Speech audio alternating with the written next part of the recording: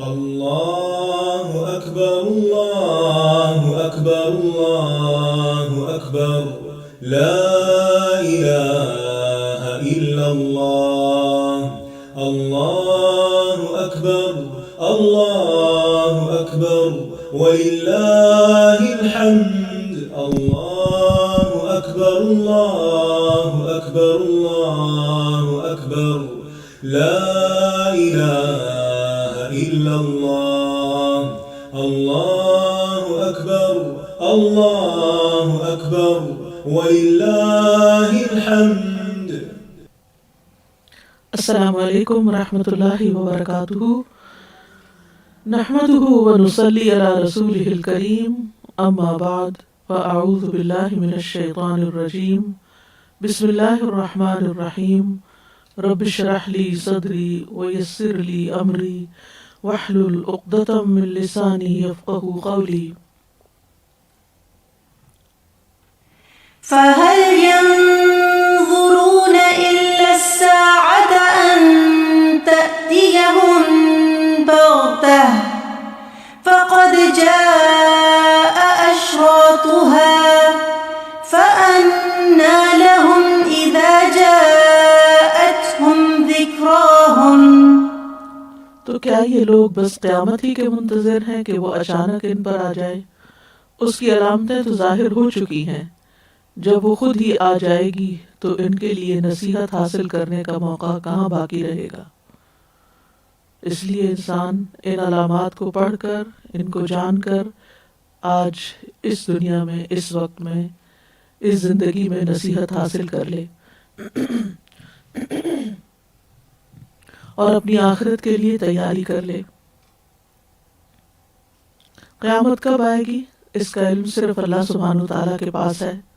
سورۃ النازعات میں اللہ تعالیٰ فرماتے ہیں، يسألونك عن الساعة أيان مرساها فيم أنت من ذكراها إلى ربك منتهاها۔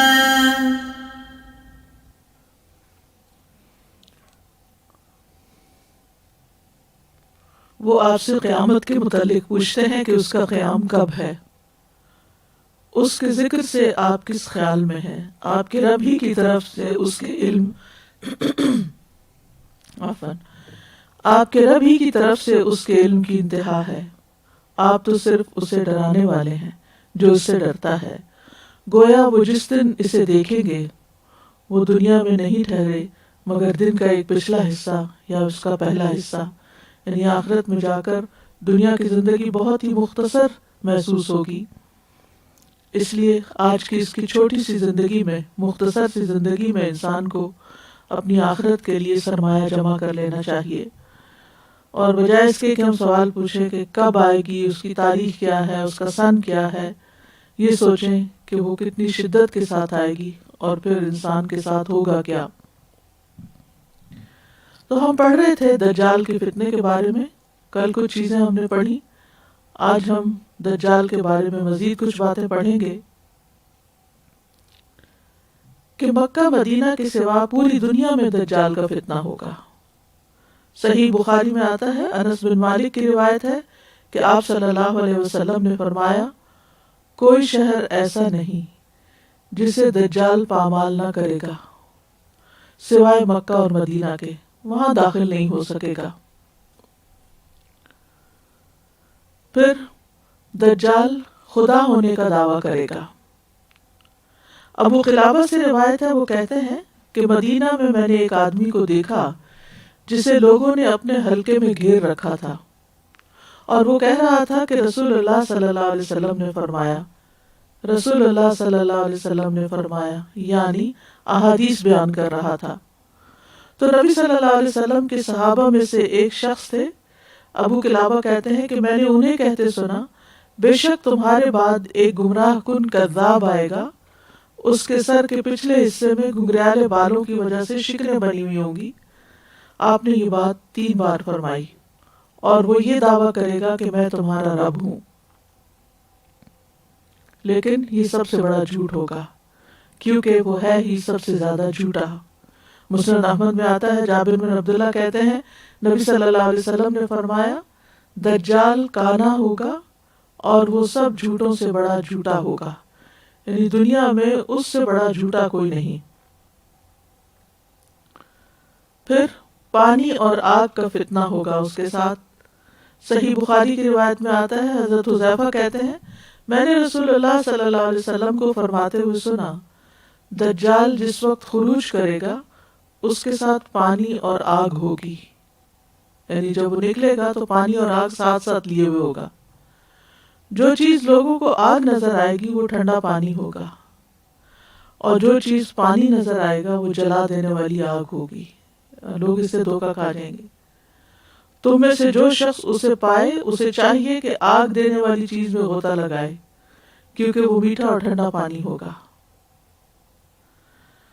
حذیفہ رضی اللہ عنہ کہتے ہیں کہ رسول اللہ صلی اللہ علیہ وسلم نے فرمایا اس کے ساتھ جنت اور آگ ہوگی، لیکن اس کی جنت آگ ہے اور اس کی آگ جنت ہے، تو اس لیے اس سے دھوکہ نہ کھانا۔ کیونکہ ہم نے دجال کے لفظ کو انالائز کیا تھا کہ دجال کا مطلب ہوتا ہے ملمہ سازی کرنا، چیزوں کو ان کی حقیقت کے برعکس دکھانا، یعنی جو وہ ہے وہ نہیں کچھ اور دکھانا۔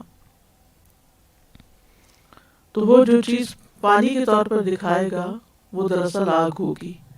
اب یہ بھی اللہ ہی بہتر جانتا ہے کہ اس کی شکل و صورت کیسی ہوگی، لیکن نبی صلی اللہ علیہ وسلم کی بات سچی ہے اور اسی پر یقین رکھنا چاہیے، اور اسی کے مطابق پھر انسان کو اللہ نہ کرے کہ ہماری زندگی میں وہ آئے، لیکن یہ علم نسل در نسل آگے پھیلاتے جانا چاہیے تاکہ جن کی زندگی میں بھی دجال ظاہر ہو وہ اس کے فتنے سے محفوظ رہیں۔ اصل میں تو ان احادیث کو پڑھنے کا مقصد یہی ہے کہ ہم اس کے فتنے سے محفوظ رہ سکیں۔ پھر اسی طرح اس کے ساتھ روٹی کا پہاڑ ہوگا اور پانی کی نہر ہوگی۔ صحیح بخاری کی روایت میں ہے، مغیرہ بن شعبہ روایت کرتے ہیں، وہ کہتے ہیں کہ دجال کے بارے میں نبی صلی اللہ علیہ وسلم سے جتنا میں نے پوچھا اتنا کسی نے نہیں پوچھا۔ یہ مغیرہ بن شعبہ ہے۔ آپ نے مجھ سے فرمایا کہ اس سے تمہیں کیا نقصان پہنچے گا، یعنی تم کیوں اتنے کیوریس اس کے بارے میں جاننے کے۔ میں نے عرض کیا کہ لوگ کہتے ہیں اس کے ساتھ روٹی کا پہاڑ اور پانی کی نہر ہوگی۔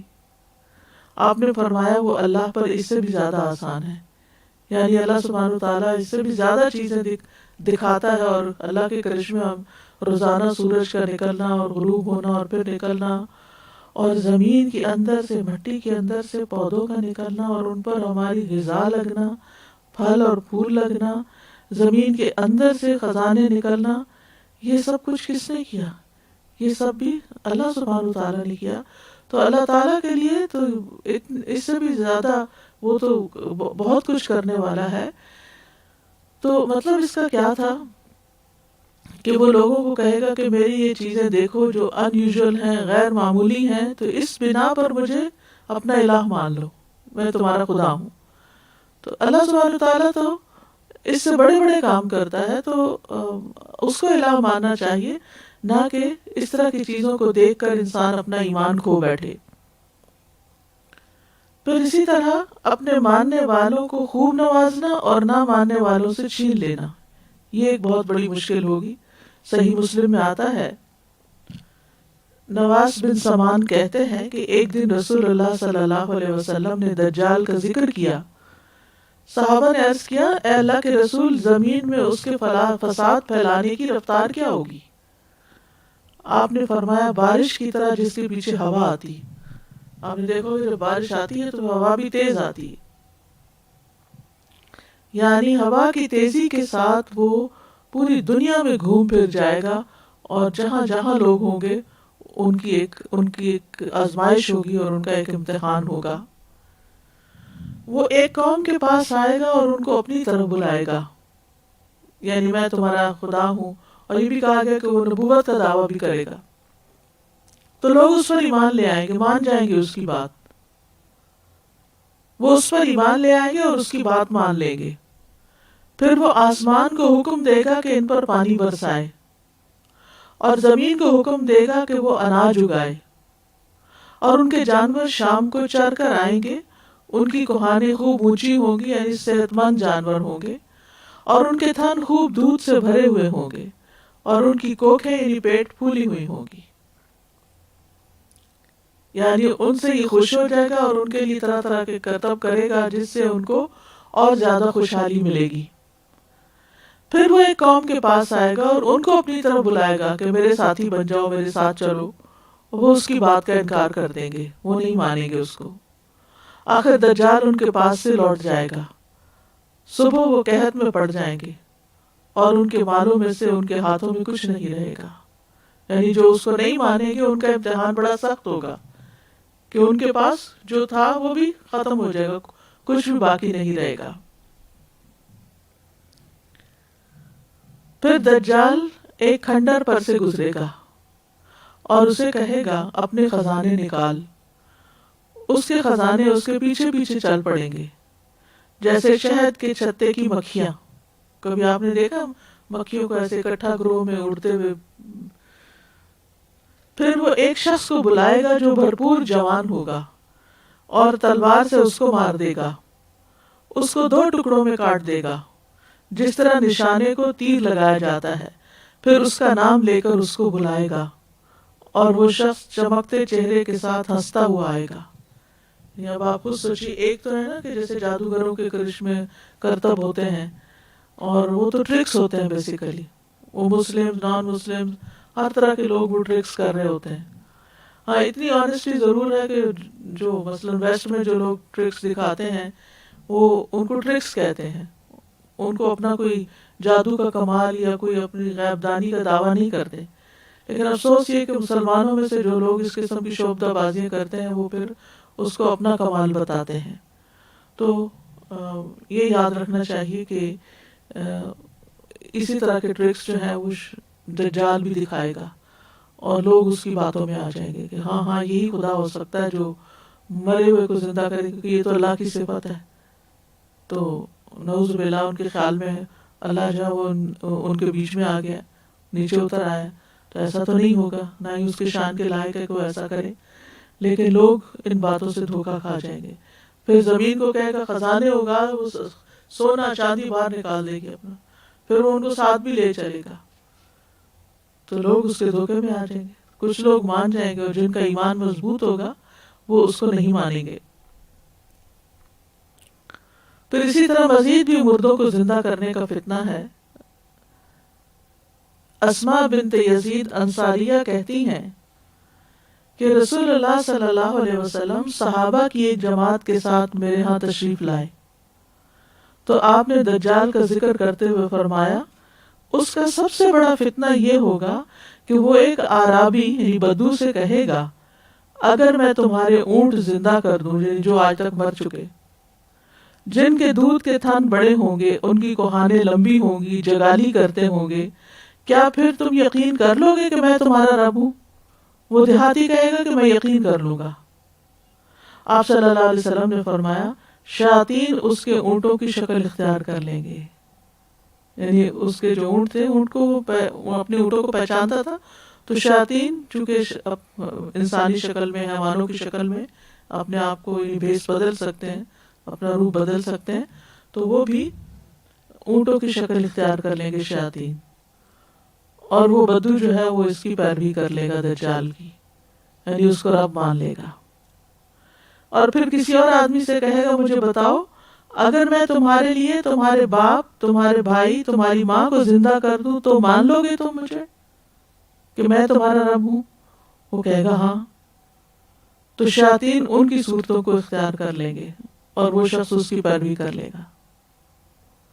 تو آج بھی آپ دیکھیں کہ ایسے لوگ جن کا جنوں اور شیطانوں کے ساتھ کوئی نہ کوئی رابطہ تعلق ہوتا ہے، بعض اوقات وہ ان کو مطیع کر لیتے ہیں، مسخر کر لیتے ہیں، پھر ان سے اپنی مرضی کے کام لیتے ہیں اور اس طرح لوگوں کے عقیدے خراب کرتے ہیں، ان کو بے وقوف بناتے ہیں.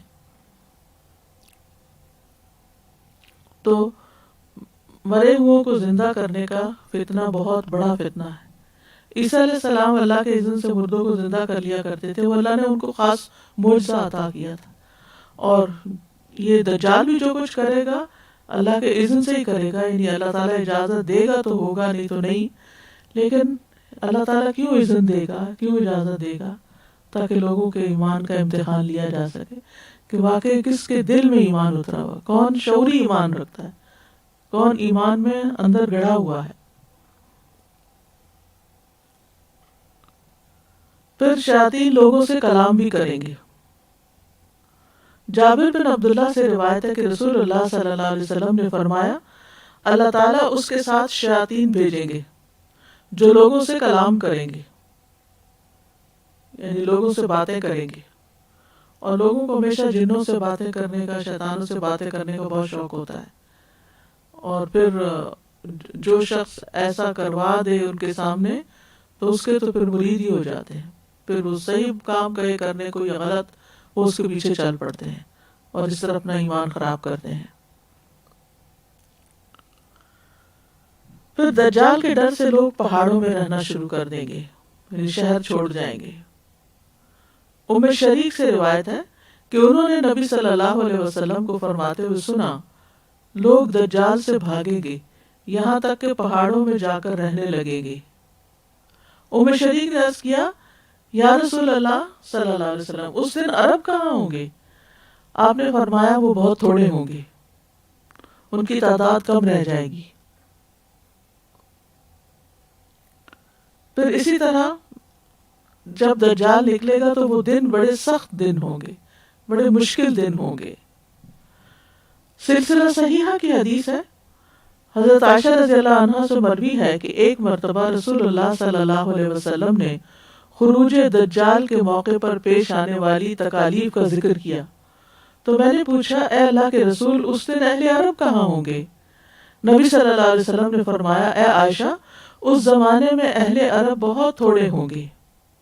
میں نے پوچھا کہ اس زمانے میں ایمان والوں کا کھانا کیا ہوگا؟ آپ نے فرمایا جو فرشتوں کا ہوتا ہے. کیا ہوتا ہے؟ تسبیح، تکبیر، تحمید، تہلیل، سبحان اللہ والحمد للہ ولا الہ الا اللہ واللہ اکبر. میں نے پوچھا ان دنوں کون سا مال بہتر ہوگا؟ نبی صلی اللہ علیہ وسلم نے فرمایا وہ طاقتور غلام جو اپنے مالک کو پانی پلا سکے، رہا کھانا تو وہ ہوگا ہی نہیں. یعنی کھانے کی کیا بات کرتے ہو، یعنی پانی بھی بڑی مشکل سے ملے گا، یہ مطلب ہے. کیونکہ طاقتور غلام جو ہے وہ کہیں سے محنت مشقت کے ساتھ پکڑ دکڑ کے کچھ پانی لائے گا. ایمان والوں کا کھانا پینا کیا ہوگا؟ اسما بنت یزید انصاریہ کہتی ہے کہ میں نے پوچھا اللہ کے رسول کیا دجال کے زمانے میں ہماری یہی سوچیں ہوں گی، یعنی جو دل میں ہم سوچتے رہتے ہیں دن بھر؟ آپ نے فرمایا ہاں یا اس سے بھی بہتر ہوں گی. اس کو زمین کے پھل اور زمین کے کھانے دے دیے جائیں گے. تو میں نے کہا یا رسول اللہ صلی اللہ علیہ وسلم اللہ کی قسم میرے گھر والے خمیرہ بناتے ہیں، ابھی وہ پکتا نہیں، یعنی روٹی میں خمیرہ ڈال کے جیسے بنتا ہے، کہ مجھے ڈر ہوتا ہے کہ کہیں میں بھوک سے ماری نہ جاؤں، اتنی زیادہ مجھے بھوک لگتی ہے. تو اس زمانے میں مومنوں کو کون سی چیز کفایت کرے گی؟ یعنی اگر کھانا ہی نہیں ہوگا، پہاڑوں کی طرف لوگ نکل جائیں گے ڈر کے مارے، تو پھر کیا کھائیں گے؟ آپ نے فرمایا وہی چیز جو آسمان والوں کو کفایت کرتی ہے. میں نے کہا اللہ کے نبی ہم جانتے ہیں کہ فرشتے نہ کھاتے ہیں نہ پیتے ہیں. آپ نے فرمایا وہ تسبیح، سبحان اللہ کہنا اور تقدیس، یعنی اللہ کی بڑائی، اللہ کی پاکیزگی بیان کرنا. اور اس زمانے میں یہی مومنین کا کھانا اور پینا ہوگا.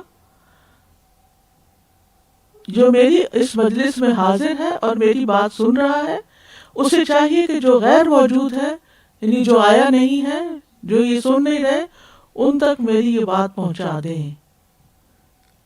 تو مطلب یہ ہے کہ اس زمانے میں کھانے پینے کی قلت بھی ہو جائے گی، اور اس کے علاوہ یہ ہے کہ لوگ ایسی جگہوں پہ چلے جائیں گے چھپ کے کہ جہاں کھانا پینا نہیں ہوگا.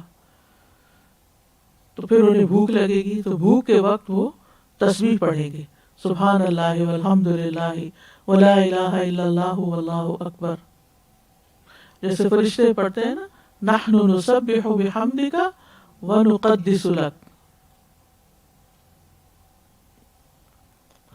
یہاں تک آپ نے پڑھا. اگر آپ ان میں سے کسی بات کے بارے میں کچھ ریفلیکشنز اپنے دینا چاہیں تو موسٹ ویلکم، پھر ہم آگے بڑھیں گے.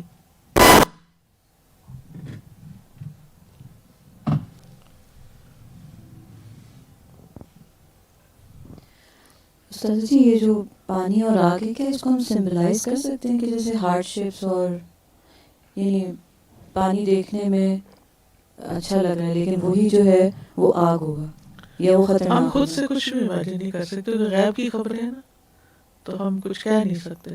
ہو سکتا کیونکہ پانی کی بھی کئی شکلیں ہوتی ہیں. یعنی استاد جیسے قرآن میں آتا ہے کہ ہو سکتا ہے تمہیں ایک چیز اچھی لگے اور تمہارے لیے اچھی نہ ہو، اور تمہیں ایک چیز بری لگے اور وہ تو ہر تمہارے لیے چیز اچھی کے ہو. بارے میں ہے نا، تو وہ یہ تو ساری چیزوں کے بارے میں ہے. جی تو سر یہ دور یعنی جس طرح سے بھی ہم نے حدیث پڑھی تو ایسا پکچرائز ہوتا ہے جیسے ایک مومنین کے لیے ایک دنیاوی اعتبار سے ڈیزاسٹر ہوگا، بالکل. اور پھر وہاں پہ یعنی ہارڈشپ ہر جو طرف ہوگی ان کو کنفیوژن ایکسیپٹ کرنا، ہوگی کہ جی یعنی ہارڈشپ ایکسیپٹ کرنا زیادہ بہتر ہوگا اس وقت بنسبت کہ وہ جو اس کے ماننے والوں کو جو کچھ بھی سبزہ نظر آ رہا ہوگا، جو بھی ہو اس کو انعامات کی بارش کرے گا ان پر. اللہ تعالیٰ ان فتنوں سے بچا سکتا ہے، اس کے لیے اسی لیے ہر پیغمبر نے اپنی امت کو ڈرایا، اور نبی صلی اللہ علیہ وسلم نے بھی، اور ان کو یہ تھا کہ کہیں ابھی ہی دجال کہیں سے نکل نہ آئے.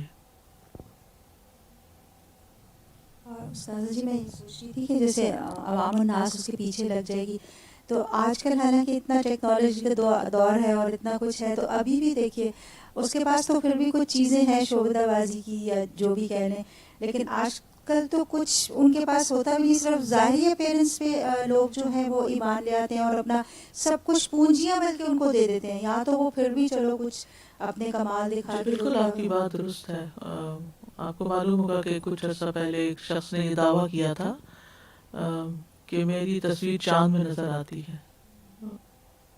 شاید آپ نے سنا ہو یہ بات، اخباروں میں بھی آئی تھی. اور پھر تو بہت سے اس نے جھوٹ بولے اور جن کی کوئی حقیقت نہیں تھی، لیکن اس کے باوجود اچھی بھلی فالوئنگ ہے اس کی.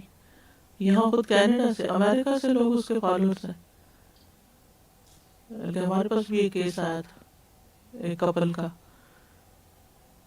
تو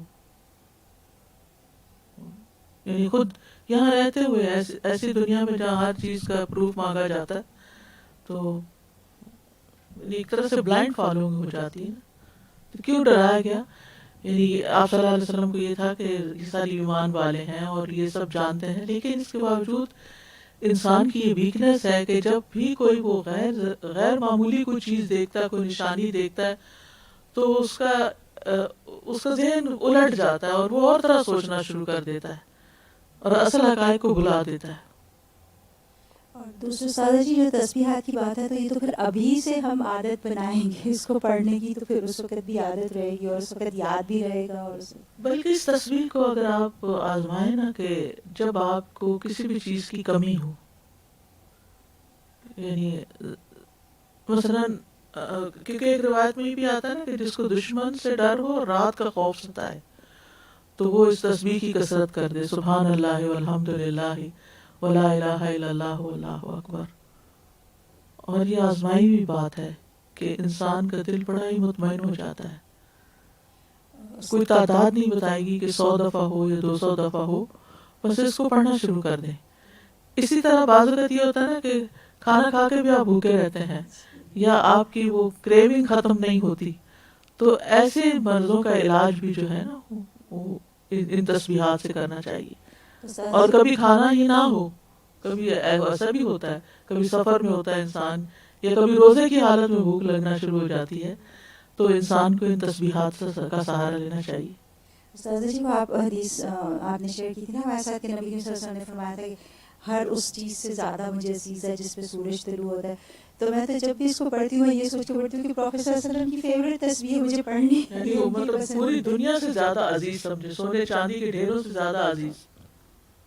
استاد جی اس میں جو مجھے کانسیپٹ بہت ڈیپ ایک بات سمجھ میں آتی ہے کہ ہم ہر وقت یہ چاہتے ہیں کہ ہمیں کوئی تکلیف نہ ہو، ہمیں کوئی آزمائش نہ آئے، ہم جی دنیا کی جنت میں ہم دنیا میں رہیں، اور کوئی اگر آ جاتی ہے ہمیں آزمائش تو ہم اتنا اس کا رونا دھوتے ہیں، اتنا کچھ اس کے اوپر اپنے اوپر طاری کر لیتے ہیں، کوئی بھی چھوٹی سے چھوٹی اور بڑی سے بڑی.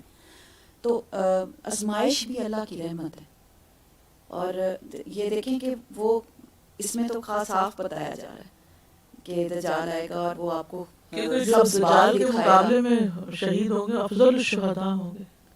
تو سب ایک ہے سبز باغ، ہر وقت آرام آرائش، تو میں جو خود سوچ رہی ہوں وہ یہ ہے کہ ایک ہے کہ آپ مشقت سے کوئی کام کریں، ایک ہے دنیا کی عیش و عشرت اور ایک جی نیند آپ پوری کریں 8-10 گھنٹے، پھر اٹھیں، پھر آپ اپنا کا، اور ایک ہے کہ آپ اپنے آپ کو جان مار کے اور خاص اپنے نفس کے خلاف نفس کے خلاف جو آپ کرنے چلیں، کی چیزیں ہیں ان پر فوکس رکھیں، نہ کہ اپنی ذات پر تو اسی کو ہی عادت ہوگی کہ وہ پھر یہ مقابلے مقابلہ کرے. کرنے کی.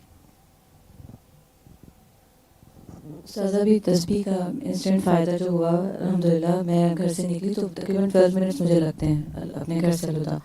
تو میں تھوڑا سا لیٹ تھی، مجھے نماز، میں نے کہا تھا نماز پہلے پڑھ لوں گی، اور میں گاڑی میں بیٹھی تو میں نے کہا اچھا میری کون سی تسبیح آج کی رہ گئی تھی، تو وہ سبحان اللہ الحمدللہ رہ گئی تھی. اور استاذہ میں نے کہا مجھے کوئی پینک نہیں ہونا، مجھے کوئی تیز ڈرائیو نہیں کرنا، اور میں 8 منٹس میں باہر الوداع کے باہر پارک کر چکی تھی. مجھے نہیں پتا وہ کیسے ہوا، سارے سگنلس کھلے تھے اور میں یہ بس تسبیح کرتی رہی.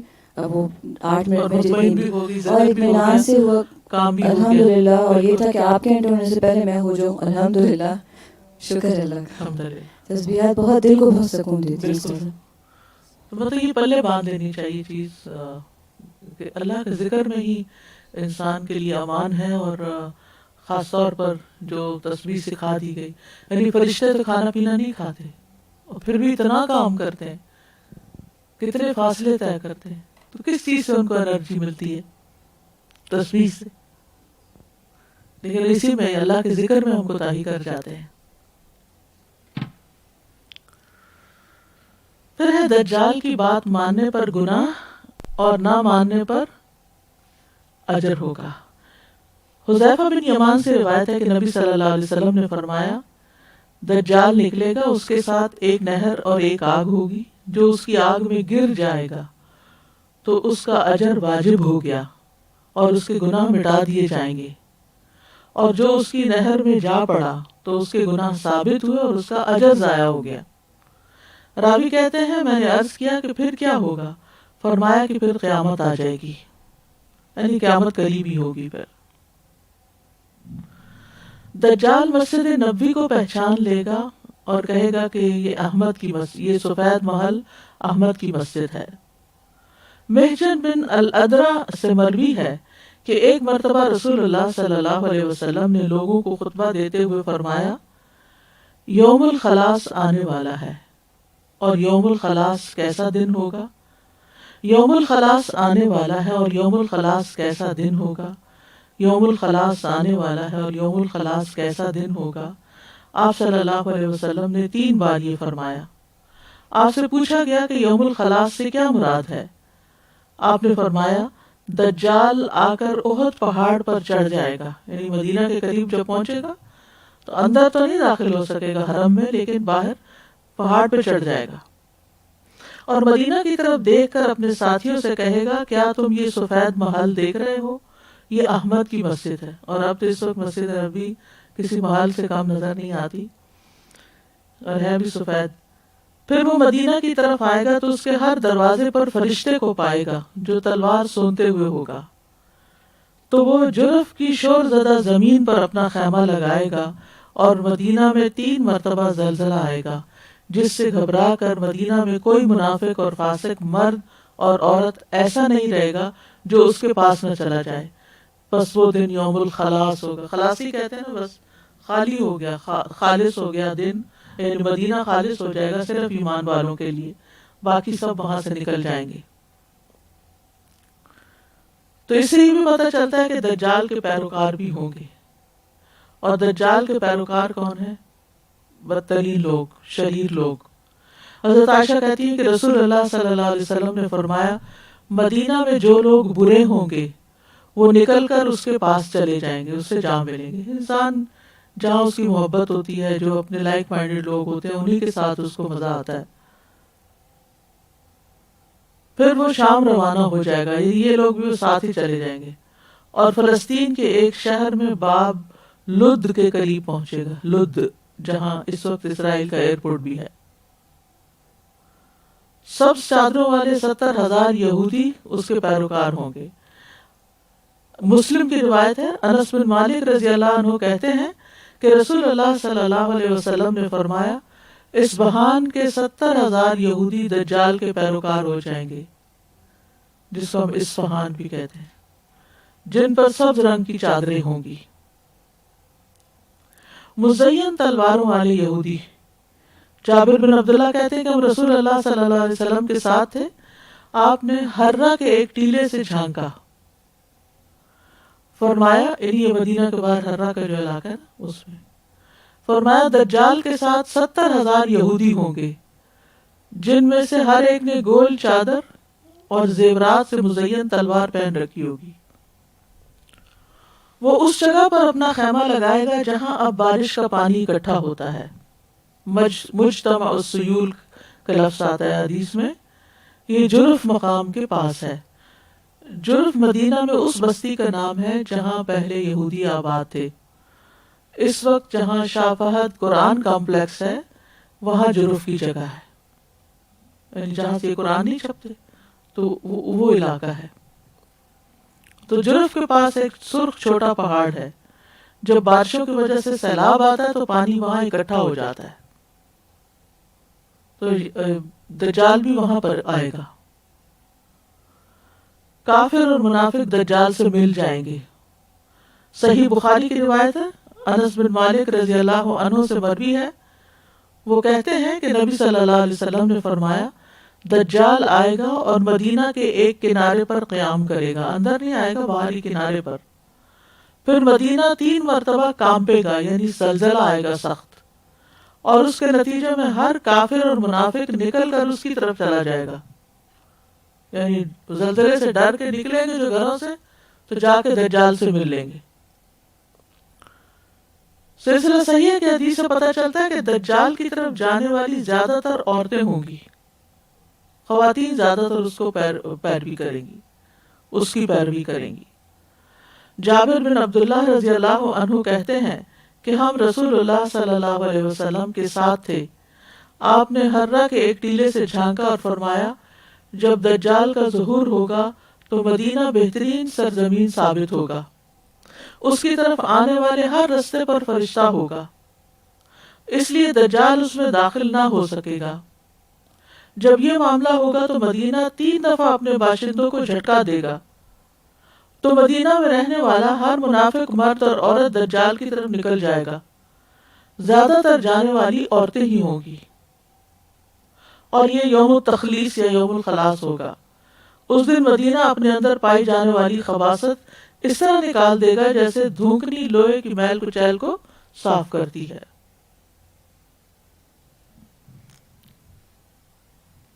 تو بہرحال دجال کے آنے پر لوگ جو ہیں وہ الگ الگ ہو جائیں گے.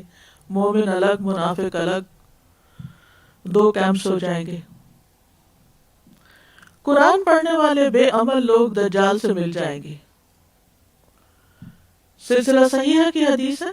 عبداللہ ابن عمر کہتے ہیں کہ میں نے رسول اللہ صلی اللہ علیہ وسلم کو فرماتے ہوئے سنا ایسے لوگ بھی پیدا ہوں گے جو قرآن تو پڑھیں گے لیکن وہ ان کی ہنسلی کی ہڈی یعنی حلق سے نیچے نہیں اترے گا، گویا وہ اس پر عمل نہیں کریں گے.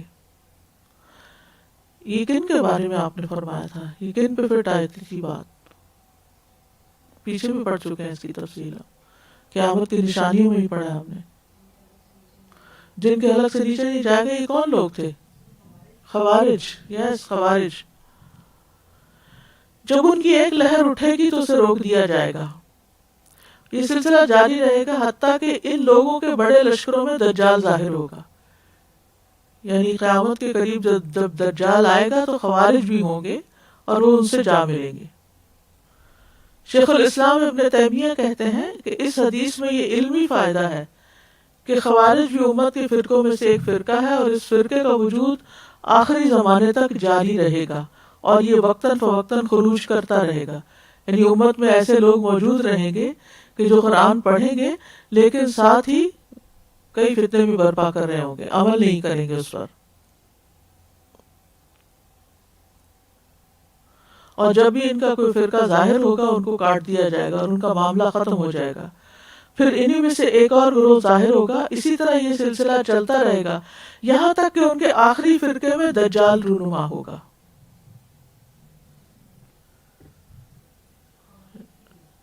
جی ہاں، یہی کہ کل ہم نے بات پڑھی تھی نا کہ میری امت میں دجال آئے گا. تو امت کے جو خوارج ہوں گے یا امت کے جو منافق ہوں گے یعنی بظاہر جو مسلمان نظر آتے ہیں وہ سب ان سے جا ملیں گے، اس سے جا ملیں گے، اس کی فوجیں بن جائیں گے.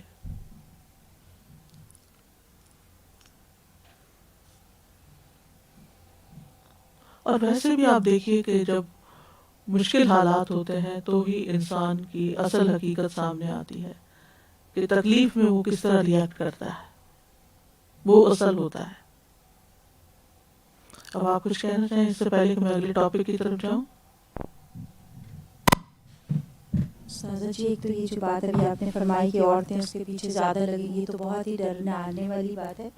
تو میرے ذہن میں آ رہا تھا کہ خاص طور اس کی کیا وجہ آپ کو نظر آتی ہے؟ آپ کیا سمجھتے جی مساجد میں وہی کہنے لگی تھی، خاص طور پہ ایسے لوگ جو عورتوں کی تعلیم حاصل کرنے کی فیور میں نہیں ہوتے، ان تک تو یہ بات ضرور پہنچائی جائے کہ اگر نہیں ہوگا نالج اس چیز کا تو پھر ظاہر ہے زیادہ جلدی وہ پھر لگ جاتی ہیں توہم پرستی اور جسے لفظ لائی لگ کہتے ہیں،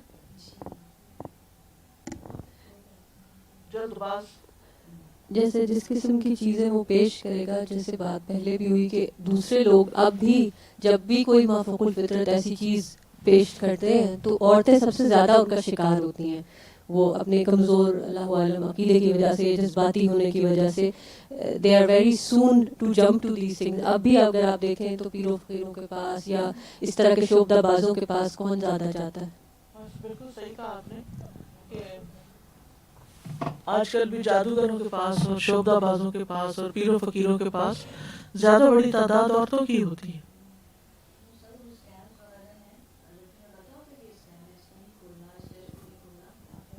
مائک میں بولیے.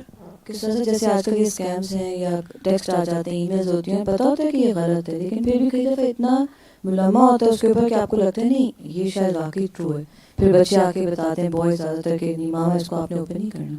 تو ہم واقعی زیادہ جلدی دھوکے کا شکار ہوتے ہیں. اور پھر اس طرح ناشکری بھی ایک وجہ ہے.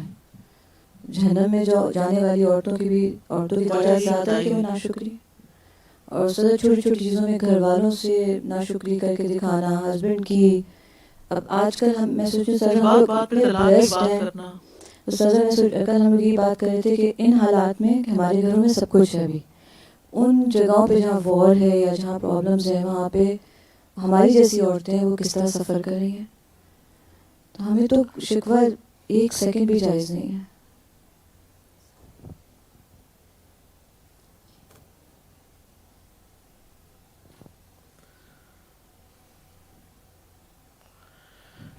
دجال کا مقابلہ کرنے والے لوگ. اہل حق کا ایک گروہ، عمران بن حسین سے روایت ہے، وہ کہتے ہیں کہ رسول اللہ صلی اللہ علیہ وسلم نے فرمایا میری امت میں سے ایک گروہ ہمیشہ حق کے لیے قتال کرتا رہے گا اور وہ اپنے مقابل آنے والوں پر غالب رہیں گے حتیٰ کہ ان کا آخری گروہ مسیح دجال سے لڑائی کرے گا.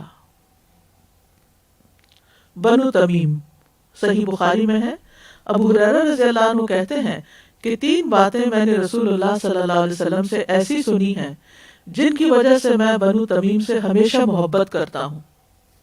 رسول اللہ صلی اللہ علیہ وسلم نے فرمایا یہ لوگ دجال کے مقابلے میں میری امت میں سب سے زیادہ سخت مخالف ثابت ہوں گے.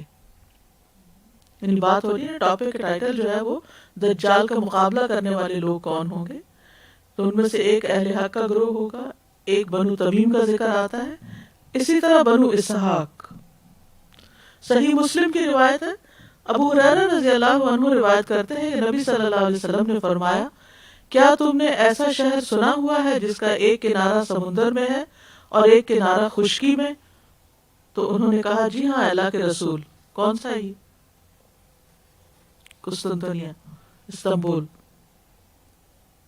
2 بر اعظموں پر بھی ہے نا، آدھا ایشیا میں ہے آدھا یورپ میں ہے.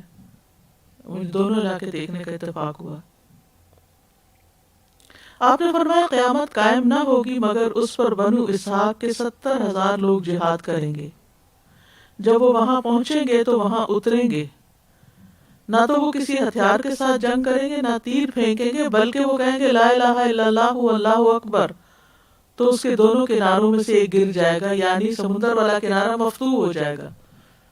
یعنی ہتھیاروں سے نہیں بلکہ لا الہ الا اللہ کے بلبوتے پر دشمن، یعنی جب وہ ایک ہی نعرہ لگائیں گے اور ساری فوج مل کے پڑے گی تو کیا ہوگا؟ دشمن گھبرا کے بھاگ جائے گا. پھر دوسری بار کہیں گے لا الہ الا اللہ واللہ اکبر تو اس کا دوسرا کنارہ بھی گر جائے گا. پھر تیسری بار کہیں گے لا الہ الا اللہ واللہ اکبر تو ان کے لیے راستہ کھول دیا جائے گا. پس وہ اس میں داخل ہو جائیں گے اور غنیمت حاصل کریں گے، اس حال میں کہ وہ مال غنیمت تقسیم کر رہے ہوں گے کہ مدد کے لیے پکارنے والا ان کے پاس پہنچے گا اور کہے گا کہ دجال ظاہر ہو چکا ہے، تو وہ ہر چیز چھوڑ چھاڑ کر واپس لوٹ جائیں گے. ٹھیک ہے، تو یہ لوگ پھر دجال کا مقابلہ کریں گے. بنو اسحاق سے مراد اللہ کے نبی اسحاق علیہ السلام کی اولاد ہے اور یہ مسلمان ہوں گے.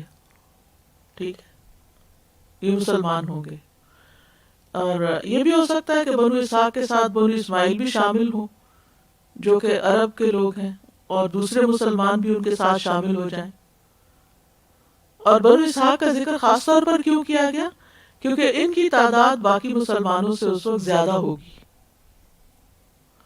وہ دجال کا مقابلہ کرنے کے لیے اور اپنے اہل و عیال کی مدد کرنے کے لیے تیزی سے واپس پلٹیں گے، یعنی جہاں سے وہ جنگ لڑ رہے ہوں گے وہاں سے اپنے علاقوں کی طرف جانا شروع کر دیں گے یا دجال کے مقابلے کے لیے جائیں گے. مقابلہ کرنے والوں میں سے بہت سے شہید ہوں گے، اور سب سے بڑا شہید کون ہوگا؟ صحیح مسلم میں آتا ہے، ابو سعید خدری سے روایت ہے کہ وہ کہتے ہیں کہ رسول اللہ صلی اللہ علیہ وسلم نے فرمایا دجال نکلے گا، مومنوں میں سے ایک شخص اس کی طرف چلے گا، راستے میں اس کو دجال کے ہتھیار بند لوگ ملیں گے. وہ اس سے پوچھیں گے تو کہاں جا رہا ہے؟ وہ بولے گا میں اسی شخص کے پاس جا رہا ہوں جو نکلا ہے. وہ کہیں گے تو ہمارے رب پر ایمان نہیں لایا؟ وہ کہے گا ہمارا رب مخفی نہیں ہے. دجال کے لوگ کہیں گے اسے مار ڈالو.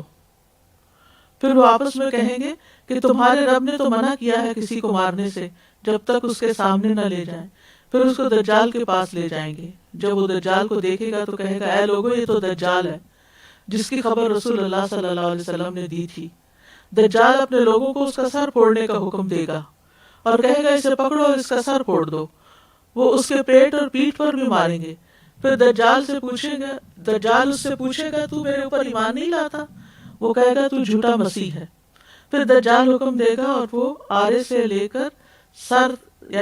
سے سر سے لے کر دونوں پاؤں تک اس کو چیر دیا جائے گا یہاں تک کہ وہ 2 ٹکڑے ہو جائے گا. پھر دجال ان 2 ٹکڑوں کے بیچ میں جائے گا اور کہے گا اٹھ کھڑا ہو.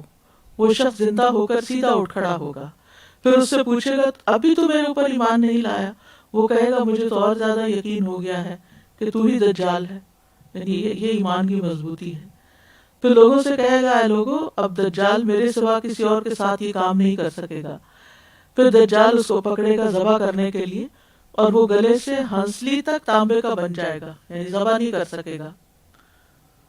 پھر اس کے ہاتھ پاؤں پکڑ کر پھینک دے گا. لوگ سمجھیں گے کہ اس کو آگ میں پھینک دیا، حالانکہ وہ جنت میں ڈالا جائے گا.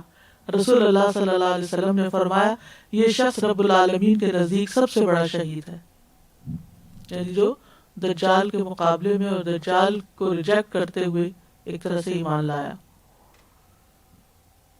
پھر مدینہ کا ایک بہادر شخص، اس کے بارے میں بھی ایسے ہی آتا ہے.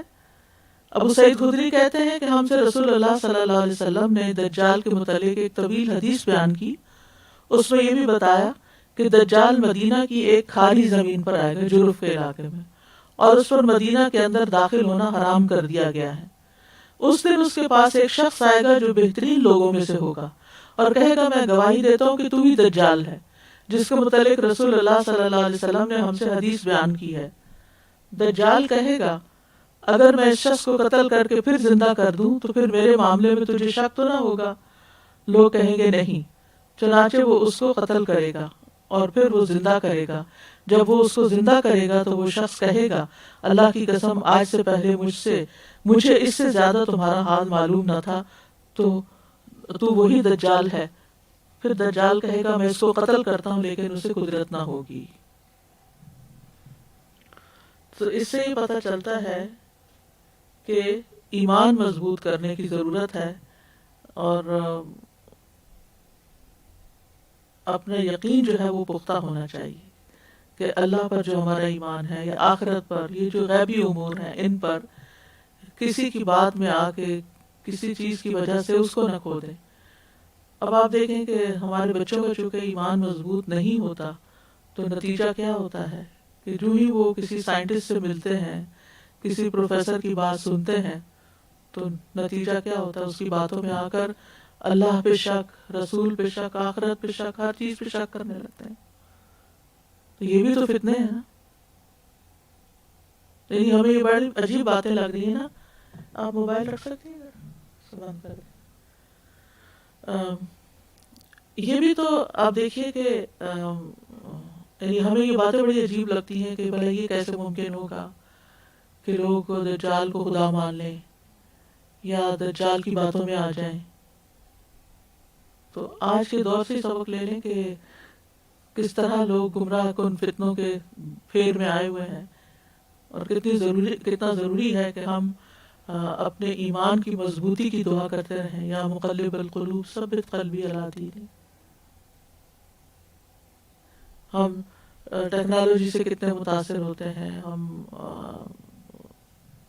نئی نئی جو ایجادات آتی ہیں ان سے کتنے مرعوب ہو جاتے ہیں، اور پھر ہم ان کی باتوں کو زیادہ وزن دیتے ہیں بنسبت نبی صلی اللہ علیہ وسلم کی بات کے. اگر ایک ڈاکٹر کوئی بات کہہ دیتا ہے تو ہم کہتے ہیں یہ تو پروون ہے بات، اور اگر اس کے مقابلے میں نبی صلی اللہ علیہ وسلم نے کوئی بات کہہ دی ہے تو اس کے بارے میں ڈاؤٹ ہے. تو یہ کس قسم کا ایمان ہے؟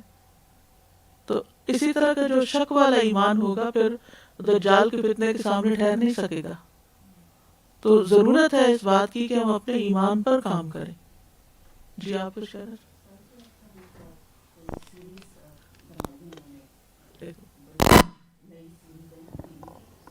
اس کے اندر کوئی آج کل کوئی نئی سیریز ہیں، ٹی وی کی سیریز ہیں، ان میں کوئی ڈی این اے لے کر اور پھر پوری تخلیق کرتے ہیں، نئی باڈیز پیدا کرتے ہیں، پھر وہ باڈیز جو ہیں ان جیسے بندے بنتے چلے جاتے ہیں اور وہ بناتے چلے جاتے ہیں. ان کی پوری لیبارٹری دکھائی ہے. مطلب آپ یقین کی حد تک آپ سوچیں کہ لوگ اس کو جس طرح سے وہ بتایا گیا ہے کہ ہاں جی، کہ لوگ سمجھیں کہ دس از ریئل. اور اس یہ جو دجال کا ہی فتنہ لگ رہا ہے مجھے تو وہ کہ ایک بندہ پیدا ہوتا ہے، پھر وہ اس کی لائف کریٹ کی جاتی ہے، اس کے اندر سارا کچھ فٹ کیا جاتا ہے کہ یہ تمہارے بچے ہیں، یہ تمہارا خامند ہے، یہ تمہارا یہ. اور عورت کو اگر تیار کیا جاتا ہے پھر وہ جاتی ہے، پھر وہ مشن ہوتا ہے like a game, they play like games.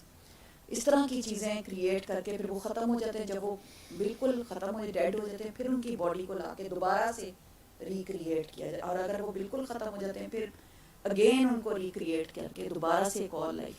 یعنی کہ تو اب دیکھیں اگر ہمارے بچے ایسی موویز دیکھتے ہیں جی، تو وہ تو آپ ان کو کریں نا تو کہ نہیں یہ نئی ٹیکنالوجی ہے، this is what is going to happen, this is the نہیں، فیوچر. وہ یہی کہتے ہیں نا کہ ہر چیز خود ہی بن گئی ہے، گاڈ کا کانسیپٹ ہی نہیں ہے. یہ ہر چیز جو خود بننے والا جو بننے والی سوچ ہے نا، یعنی ایتھیسٹک سوچ جو ہے اس کو یہ چیزیں پروموٹ کرتی ہیں نا. حالانکہ عربی زبان میں خلق کا لفظ ہوتا ہے بغیر کسی عدم سے وجود میں لانا. اب ڈی این اے سے اگر کچھ بنایا تو ڈی این اے کہاں سے لیا آپ نے، وہ کس کا بنایا ہوا ہے، وہ کہاں سے ہے، یہ اتنی سی بات نہیں سوچ سکتے. لیکن آگے کا حصہ سوچیں گے کہ دیکھیں کیا سامنے نتیجے کو دیکھ رہے ہیں. جی استاذہ، لاسٹ ویک ایک ہماری فیملی فرینڈز ہیں، ان کا بچہ ماشاء اللہ یونیورسٹی کا اسٹوڈنٹ ہے، اچھی فیملی سے بلانگ کرتا ہے. تو وہ بچے ساتھ بیٹھے ہوئے تھے تو یہی بات ہوئی ان کی ریلیجن پہ تھوڑا سا. تو اس نے یہ کوشچن کیا، جب یہ سب کہتے ہیں کہ گاڈ نے یہ کریٹ کیا ہے تو گاڈ کو کس نے کریٹ کیا ہے؟ مطلب کوئی تو ہوگا جو اس کو بھی کریٹ کرے گا. تو جو اور بچے تھے انہوں نے کہا تو یہی تو غیب پر ایمان ہے کہ اس پہ ہمیں مطلب عقل ایک تسلیم نہیں کرتی ہے، لیکن ہمیں ماننی ہے یہ چیز کہ اللہ نے کہا ہے. لیکن وہ ماننے کو بچہ تیار ہی نہیں تھا. کہنے کہ میں عمرے پہ گیا ہوں تو میں نے کہا یہ بلیک اس کو میں ہاؤس کو کیوں میں اس کے گرد میں چکر لگا رہا ہوں. تو وہاں استغفر میں باتیں سن کے رونگٹے کھڑے ہو گئے کہ اتنی اچھی فیملی سے بلانگ یہ کہیں سے اس نے سنی اور متاثر ہوا اور اس نے بھی یہی ذہن بنا لیا. اور ایسے بچوں کی کمپنی میں جب ہمارے بچے بیٹھتے ہیں تو وہ بھی کچھ نہ کچھ جراثیم لے کے اٹھتے ہیں. تو اس لیے بہت ضروری ہے کہ ایمان کی بنیادیں جو ہے نا ان کو اسٹرانگ کیا جائے.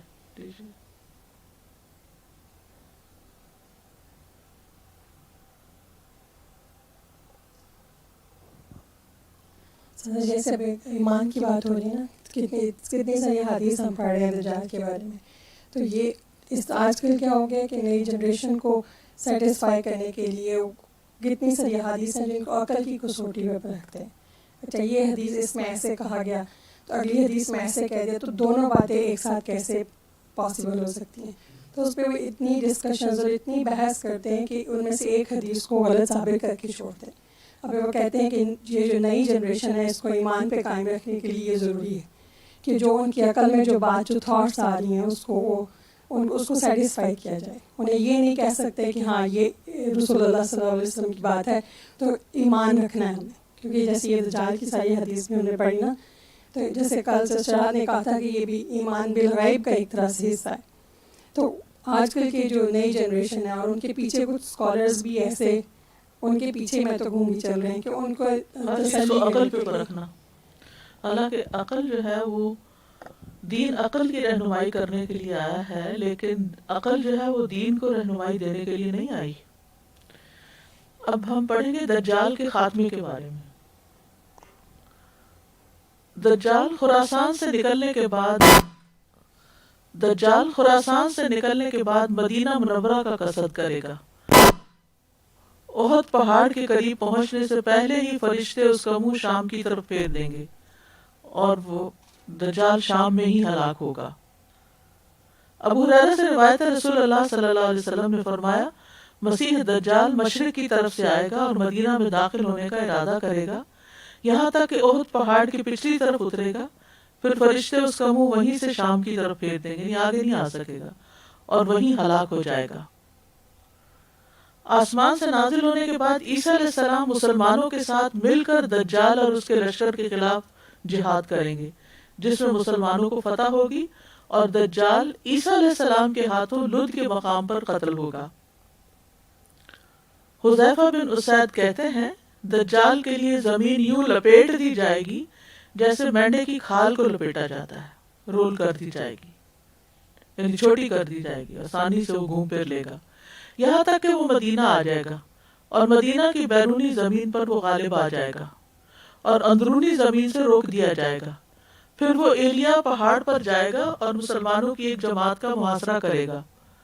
جو لوگ ان پر امیر ہوں گے، ایلیا بیت المقدس کو کہتے ہیں، وہ ان سے کہیں گے تم اس سرکش کے متعلق کیا انتظار کر رہے ہو، تم اس سے جنگ کرو یہاں تک کہ اللہ سے ملاقات کرو یا تمہارے لیے فتح کر دی جائے، تمہارے لیے فتح کر دی جائے، یعنی تمہارے لیے فتح مقدر کر دی جائے. یوں کہیں وہ آپس میں مشورہ کریں گے کہ صبح ہوتے ہی ہم سب ان سے جنگ کریں گے. جب صبح ہوگی وہ جنگ کریں گے تو ان کے ساتھ عیسیٰ ابن مریم بھی ہوں گے. وہ عیسیٰ علیہ السلام دجال کو قتل کریں گے اور اس کے ساتھیوں کو بھی قتل کر دیں گے، یہاں تک کہ درخت، پتھر اور مٹی کہیں گے اے مومن یہ میرے پاس یہودی ہے، اس کو قتل کرو. عیسیٰ علیہ السلام کو دیکھ کر دجال پگھلنا شروع ہو جائے گا. جب وہ نماز پڑھ رہے ہوں گے یعنی مسلمان، عیسیٰ علیہ السلام نازل ہو جائیں گے، وہ ان کے اور یعنی کہ جس جگہ پر نازل ہوں گے پھر نماز ہوگی، نماز سے سلام پھیریں گے تو وہ کہیں گے کہ میرے اور اللہ کے دشمن کے سامنے میدان خالی کر دو. ابو حازم کہتے ہیں کہ ابو ہریرہ رضی اللہ عنہ کہتے ہیں کہ دجال ایسے پگھلنے لگے گا، یعنی یہ مختصر اب کیا گیا ہے، یعنی تفصیلات اس میں نہیں ہے، جیسے دھوپ میں چربی پگھلتی ہے. اور عبداللہ ابن عمر کہتے ہیں جیسے نمک میں پانی پگھل جاتا ہے. نبی صلی اللہ علیہ وسلم نے فرمایا دجال مدینہ کی شوریلی زمین پر آئے گا اور دجال پر یہ چیز حرام کر دی جائے گی کہ وہ مدینہ کے راستوں میں داخل ہو کر اندر جائے. مدینہ اپنے باشندوں سمیت ایک یا دو دفعہ زلزلے میں آئے گا تو ہر منافق مرد عورت نکل کر دجال کی طرف چلے جائیں گے. پھر دجال کو شام کی طرف پھیر دیا جائے گا یہاں تک کہ پہاڑوں میں سے کسی پہاڑ پہ پہنچے گا تو اس پہاڑ کے دامن میں پڑاؤ کرتے ہوئے دجال وہاں کے لوگوں کا محاصرہ کرے گا یہاں تک کہ جب آزمائش کی مدت ان پر لمبی ہو جائے گی تو مسلمانوں کا ایک آدمی کہے گا اے مسلمانوں کی جماعت تم کب تک اس حال پہ رہو گے، اللہ کا دشمن تمہاری زمین پہ قابض ہو چکا ہے، تم دو اچھی باتوں میں سے ایک کے بیچ میں ہو، یا تو شہادت کا مرتبہ عطا کیا جائے گا تمہیں یا اللہ تم کو غالب کر دے. تو وہ شہادت پر ایسی بات کرے گی کہ اللہ جانتا ہوگا کہ اخلاص قلب اور دلوں کی سچائی سے ہے، پھر ان پہ اندھیرا چھا جائے گا. کسی انسان کو اپنی ہتھیلی بھی دکھائی نہ دے گی تو ابن مریم اتریں گے اور آنکھوں سے ظلمت کو دور کریں گے. عیسیٰ علیہ السلام کے سامنے ایک آدمی ہوگا جس کے اوپر ہتھیار ہوں گے. وہ کہیں گے اللہ کے بندے آپ کون ہیں؟ وہ کہیں گے میں اللہ کا بندہ، اس کا رسول اور اس کی روح اور اس کا کلمہ عیسیٰ ابن مریم ہوں. یعنی لوگ پوچھیں گے، عیسیٰ علیہ السلام سے پوچھیں گے، عیسیٰ علیہ السلام بندے سے نہیں پوچھیں گے. آپ فرمائیں گے 3 باتوں میں سے ایک اختیار کر لو، یا تو اللہ تعالیٰ دجال اور اس کی فوجوں پر آسمان سے عذاب نازل کرے، یا ان کو زمین میں دھنسا دے، یا تمہارے ہتھیاروں سے ان کو یعنی ختم کرے اور یعنی تم ان پر غالب آ جاؤ اور ان کے ہتھیاروں کو تم سے روک لے. وہ کہیں گے اللہ کے رسول یہ بات ہمارے سینوں اور ہمارے دلوں کو زیادہ شفا دینے والی ہے کہ ہم مقابلہ کریں، مراد یہ ہے. تو اس دن آپ ایک ایسے یہودی کو دیکھیں گے جو بھاری بھرکم لمبے قد والا، بہت زیادہ کھانے پینے والا ہوگا. اس کے ہاتھ پر اتنی کپ کپی اور لرزہ طاری ہوگا کہ وہ اپنے ہاتھ کو نہیں اٹھا سکے گا. مسلمان ان کی طرف اٹھیں گے اور ان پر مسلط کر دیے جائیں گے. یعنی یہ اللہ کی طرف سے غیبی مدد ہوگی. دجال جب ابن مریم کو دیکھے گا تو اس طرح پگھلنا شروع ہو جائے گا جیسے سیسا پگھلتا ہے، یہاں تک کہ عیسیٰ علیہ السلام اس کو قتل کر دیں گے. یعنی وہ صرف پگھل کے نہیں مرے گا بلکہ باقاعدہ قتل کیا جائے گا. امام مہدی اور عیسیٰ علیہ السلام مل کر دجال سے مقابلہ کریں گے.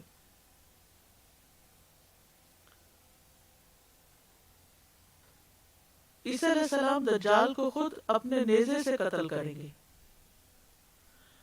ابو ہریرہ کہتے ہیں رسول اللہ صلی اللہ علیہ وسلم نے فرمایا عیسیٰ علیہ السلام آسمان سے نازل ہوں گے اور مسلمانوں کو نماز پڑھائیں گے. پھر جب اللہ کا دشمن دجال عیسیٰ علیہ السلام کو دیکھے گا تو یوں گھلنے لگے گا جیسے نمک پانی میں گھلتا ہے. اگر عیسیٰ علیہ السلام اسے چھوڑ دیتے تب بھی وہ گھل گھل کے مر جاتا، لیکن اللہ اسے عیسیٰ علیہ السلام کے ہاتھوں قتل کرائے گا اور عیسیٰ علیہ السلام اپنے نیزے پر دجال کا خون لوگوں کو دکھائیں گے. عیسیٰ علیہ السلام دجال کو لد کے مقام پر قتل کریں گے یا لد کی ایک جانب قتل کریں گے. دجال سے بچاؤ کے اقدامات کرنے چاہیے. سب سے پہلی بات یہ ہے کہ اس سے پہلے نیک اعمال کرنے چاہیے، جیسے کہ پیچھے بھی حدیث میں نے سنائی تھی کہ 6 باتوں سے پہلے اعمال کرنے میں جلدی کرو، اور ان میں سے ایک دجال کا آنا تھا. دجال کے فتنے سے بچنے سے پہلے آپس کے فتنوں سے بچنا چاہیے. حذیفہ کہتے ہیں رسول اللہ صلی اللہ علیہ وسلم کے سامنے دجال کا تذکرہ ہو رہا تھا. آپ نے فرمایا میرے نزدیک تمہارے حق میں دجال کے فتنے سے زیادہ آپس کے فتنے کا خطرہ ہے، یعنی ایک دوسرے سے لڑائیاں کرنا. جو شخص دجال کے فتنے سے پہلے اس فتنے سے بچ گیا وہ فتنہ دجال سے بھی بچ جائے گا. اور جب سے دنیا بنی ہے ہر چھوٹا بڑا فتنہ دجال کے فتنے کے لیے ہی بنایا گیا ہے. یعنی یہ چھوٹے چھوٹے فتنے ایک ٹرائل ہوتے اس بڑے فتنے کا پھر انسان مقابلہ کرے گا اور پھر وہاں بچے گا وہی جو باقی فتنوں سے بچ رہا ہوگا. دجال سے دور ہی رہنا چاہیے. یعنی اگر کسی کو پتہ چلے کہ دجال نکل آیا تو اس کے سامنے نہ جائے. نبی صلی اللہ علیہ وسلم نے فرمایا جو شخص خروج دجال کے متعلق سنے وہ اس سے دور ہی رہے، کیونکہ انسان اس کے پاس جائے گا تو وہ یہ سمجھے گا کہ وہ مومن ہے، لیکن جو دجال کے ساتھ شبہ میں ڈالنے والی چیزیں دیکھتا جائے گا اس کی پیروی کرتا جائے گا. اللہ پر پختہ ایمان دجال سے بچاؤ کا ذریعہ ہے. رسول اللہ صلی اللہ علیہ وسلم نے فرمایا تمہارے بعد ایک گمراہ کن کذاب آئے گا جس کے سر کے پیچھے شکنیں بنی ہوں گی اور وہ یہ دعویٰ کرے گا کہ میں تمہارا رب ہوں. سو جو شخص یہ کہہ دے کہ لستا ربنا لیکن ربنا اللہ علیہ توکلنا وَإِلَيْهِ أَنَبْنَا نَعُوذُ بِاللَّهِ مِنْ شَرِّكَ نَعُوذُ بِاللَّهِ مِنْ شَرِّكَ. تو ہمارا رب نہیں ہے، ہمارا رب تو اللہ ہے، ہم اسی پر توکل کرتے اور رجوع کرتے ہیں اور ہم تیرے شر سے اللہ کی پناہ میں آتے ہیں. تو دجال کو اس پر تسلط حاصل نہیں ہوگا. یعنی جو دجال کو دیکھ لے یا جان لے کے آ گیا ہے تو وہ انکار کرے اس کے رب ہونے کا اور اللہ پہ توکل کرے اور اللہ کی طرف رجوع کرے. پھر نسل در نسل دجال کے فتنے سے لوگوں کو آگاہ کرنا چاہیے. اسماء بنت یزید کہتی ہیں کہ دجال کا اور اس کے فتنوں کا ذکر کرنے کے بعد رسول اللہ صلی اللہ علیہ وسلم نے فرمایا جو میری اس مجلس میں حاضر ہے اور میری بات سن رہا ہے اسے چاہیے کہ جو غیر موجود ہے اس کو میری بات پہنچا دے، یعنی لوگوں کو، اپنی آگے کی جنریشنز کو اس کے بارے میں بتائیں، نمازوں کی خود بھی حفاظت کریں اور دوسروں کو بھی اس کی تلقین کریں۔ نواس بن سمان کہتے ہیں کہ ایک دن رسول اللہ صلی اللہ علیہ وسلم نے دجال کا ذکر کیا تو صحابہ نے عرض کیا، اللہ کے رسول، وہ دن جو سال کے برابر ہوگا، کیا اس میں ہمارے لیے ایک دن کی نماز پڑھنا کافی ہوگا؟ آپ نے فرمایا نہیں، تم ایک سال کی نمازوں کر لینا۔ ہر نماز میں دجال کے فتنے سے پناہ مانگنا۔ حضرت عائشہ کہتی ہیں، میں نے رسول اللہ صلی اللہ علیہ وسلم کو نماز میں دجال کے فتنے سے پناہ مانگتے سنا ہے۔ عبداللہ بن عباس کہتے ہیں کہ رسول اللہ صلی اللہ علیہ وسلم صحابہ کو یہ دعا اس طرح سکھاتے تھے جس طرح قرآن کی کوئی سورت سکھاتے ہیں۔ آپ فرماتے تھے، اللہم انا نعوذ بک من عذاب جہنم واعوذ بک من عذاب القبر واعوذ بک من فتنۃ المسیح الدجال واعوذ بک من فتنۃ المحیا والممات۔ اے اللہ، ہم تجھ سے جہنم کے عذاب سے پناہ مانگتے ہیں، اور میں تجھ سے قبر کے عذاب سے پناہ مانگتا ہوں، اور میں تجھ سے مسیح دجال کے فتنے سے پناہ مانگتا ہوں۔ امام مسلم بن حجاج کہتے ہیں، مجھے طاؤس کی یہ بات پہنچی کہ انہوں نے اپنے بیٹے سے کہا، کیا تم نے اپنی نماز میں یہ دعا مانگی؟ اس نے کہا نہیں، تو انہوں نے کہا دوبارہ نماز پڑھو۔ یعنی اتنا امپورٹنٹ ہے اس دعا کا پڑھنا، اللہ ہمیں توفیق دے۔ پھر سورۃ کہف کی ابتدائی اور آخری 10 آیات پڑھنا، کیونکہ ان کے بارے میں آتا ہے جو یہ یاد کر لے گا دجال کے فتنے سے محفوظ رہے گا۔ اسی طرح نواس بن سمان کہتے ہیں، رسول اللہ صلی اللہ علیہ وسلم نے دجال کا ذکر کیا تو فرمایا، تم میں سے جو کوئی اسے پا لے تو چاہیے کہ اس پر سورۃ کہف کی ابتدائی آیات کی تلاوت کر دے۔ ابو سعید خدری کی روایت میں آتا ہے، جو کوئی سورۃ کہف کی آخری 10 آیات کی تلاوت کرے گا تو دجال کا نکلنا اس کو کوئی نقصان نہ دے گا۔ اگر زبانی یاد ہو تو انسان نمازوں میں بھی پڑھ سکتا ہے۔ پھر یہ کہ محفوظ مقامات کی طرف جانے کی کوشش کریں۔ نبی صلی اللہ علیہ وسلم نے فرمایا، کوئی شہر ایسا نہیں جہاں جس کو دجال پامال نہ کرے مگر مدینہ اور مکہ۔ وہاں داخل ہونے کے جتنے راستے ہیں ان پر فرشتے صف بستہ ہوں گے اور ان کی نگرانی کریں گے۔ مدینہ میں دجال کا روب بھی نہ پڑے گا۔ ابو بکرہ کہتے ہیں، نبی صلی اللہ علیہ وسلم نے فرمایا، مدینہ پر مسیح دجال کا روب بھی نہیں پڑے گا۔ اس دور میں مدینہ کے 7 دروازے ہوں گے اور ہر دروازے پر 2 فرشتے ہوں گے۔ اسی طرح کوہ طور اور مسجد اقصیٰ کے بارے میں بھی آتا ہے۔ نبی صلی اللہ علیہ وسلم کے ایک صحابی سے مروی ہے، وہ کہتے ہیں، ہم نبی صلی اللہ علیہ وسلم نے ہمیں خطبہ دیا اور 3 بار فرمایا کہ میں تمہیں دجال سے ڈراتا ہوں۔ دجال 4 مسجدوں میں نہیں جا سکے گا، خانہ کعبہ، مسجد نبوی، مسجد طور اور مسجد اقصیٰ۔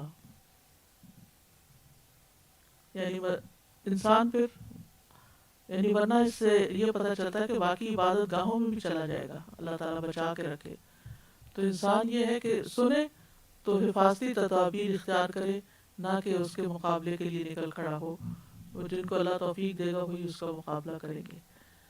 وآخر دعوانا ان الحمد للہ رب العالمین۔ سبحانک اللہم وبحمدک، اشہد ان لا الہ الا انت، استغفرک واتوب الیک۔ السلام علیکم ورحمۃ اللہ وبرکاتہ۔ اللهم صل على محمد وعلى آل محمد كما صليت على إبراهيم وعلى آل إبراهيم إنك حميد مجيد۔ اللهم بارك على محمد وعلى آل محمد كما باركت على